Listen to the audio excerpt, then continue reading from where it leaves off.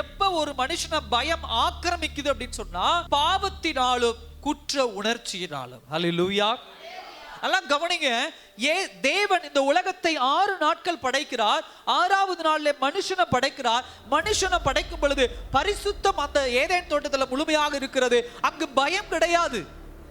பரிசுத்தம் இருக்கும் பொழுது, தேவன் வாசம் பண்ணும் பொழுது, தேவ சத்தத்தை கேட்கும் பொழுது இவர்களுக்குள்ள ஒரே சந்தோஷம். குளிர்ச்சியான வேளையிலே தேவன் அவர்களோடு வந்து உறவாடினார்.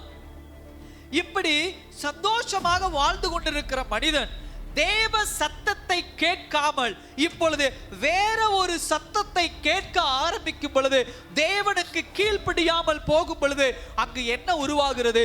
பயம் உருவாகிறது. ஹல்லேலூயா. இப்ப இந்த இடத்துல ஒரு வார்த்தை சொல்லப்படுகிறது, நான் நிர்வாணியா இருப்பதினால் பயந்து. நல்லா கவனிங்க. அவன் நிர்வாணி கிடையாது. அப்ப இயேசுவோடு தேவனுடைய சத்தத்தை கேட்டு பாவம் செய்வதற்கு முன்புதான் அவன் நிர்வாணி. இப்பொழுது அவன் என்ன செய்கிறான்? அத்தை இலைகளை பறித்து தன்னுடைய நிர்வாணத்தை மூடிக்கொண்டான். சோ இப்ப அவன் நிர்வாணம் என்ன பண்ணாது? தேவனோடு இருக்கும்போது தெரியாது.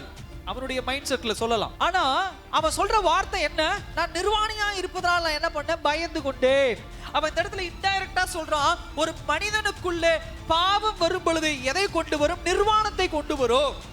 நிர்வாணம் என்பது எதை குறிக்கக்கூடிய காரியம்? ஒரு மனிதனுக்குள்ளே பாவம் வரும் பொழுது, ஒரு மனிதன் தேவனுடைய சத்தத்தை கீழ்ப்படியாத பொழுது அவன் எதை உணர ஆரம்பிக்கிறான்? அவமானத்தை உணர ஆரம்பிக்கிறான். அப்ப அந்த அவமானம் அவனுக்குள்ள எதை உருவாக்குகிறது? பாவத்தை என்ன பண்ணுகிறது? உணர என்ன பண்ணுகிறது? ஆரம்பிக்கிறது. சோ நல்லா கவனிங்க.